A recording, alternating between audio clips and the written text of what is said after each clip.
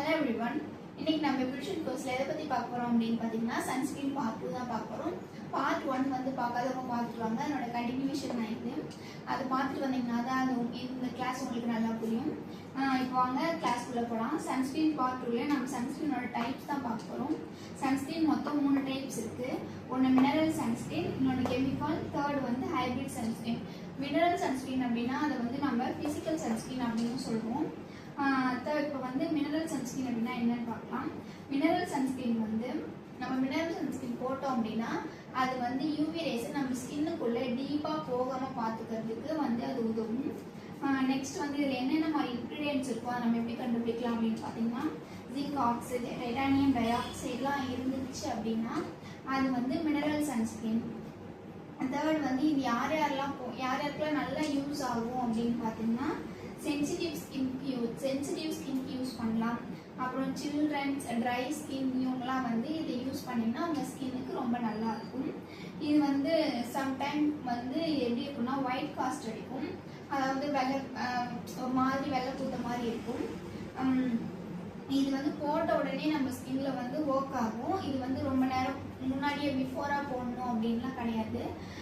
ஆனால் இது வந்து போட்ட உடனே நம்ம ஸ்கின்ல வந்து நல்லா ஒர்க் ஆகும். கெமிக்கல் சன்ஸ்கிரீன் அப்படின்னா என்னன்னு பார்த்தீங்கன்னா observe UV rays and convert them into the heat. அதாவது நம்ம ஸ்கின்க்கு வந்து அந்த யூவி ரேஸை அப்சர்வ் பண்ணி அதை வந்து ஹீட்டா கன்வெர்ட் பண்ணி வெளில விடுறதுதான் வந்து கெமிக்கல் சன்ஸ்கிரீன். இது வந்து light weight and easy of blend. நம்ம இது வந்து பிளெண்ட் பண்றதுக்கு ரொம்ப ஈஸியா இருக்கும். நம்ம ஸ்கின்ல போட்டாலும் அவ்வளோ பெருசா ஹெவியா தெரியாது. நெக்ஸ்ட் இது எந்தெந்த ஸ்கின் டைப்லாம் சூட்டபிள் அப்படின்னு பார்த்தீங்கன்னா நார்மல், ஆயிலி காம்பினேஷன் இந்த மாதிரி ஸ்கின்லாம் நீங்கள் யூஸ் பண்ணிங்கன்னா உங்களுக்கு நல்லாவே ஒர்க் ஆகும்.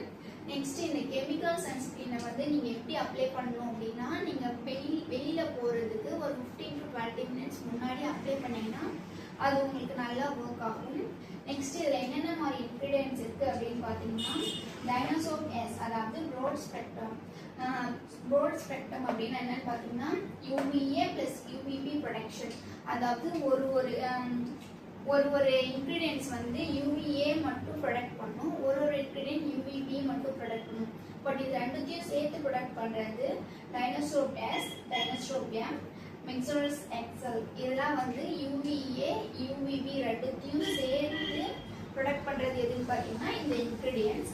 அதனால இந்த இன்க்ரீடியன்ட்ஸ்லாம் நீங்கள் வாங்குற சன்ஸ்கிரீனில் இருக்கான்ட்டு செக் பண்ணி பார்த்து வாங்குங்க. அது உங்கள் ஸ்கின்னை வந்து ரொம்ப நல்லா பாதுகாக்கும். தேர்ட் வந்து ஹைபிரிட் சன்ஸ்கிரீன் அப்படின்னா என்னன்னு பார்த்தீங்கன்னா இது வந்து combination of chemical and mineral filter.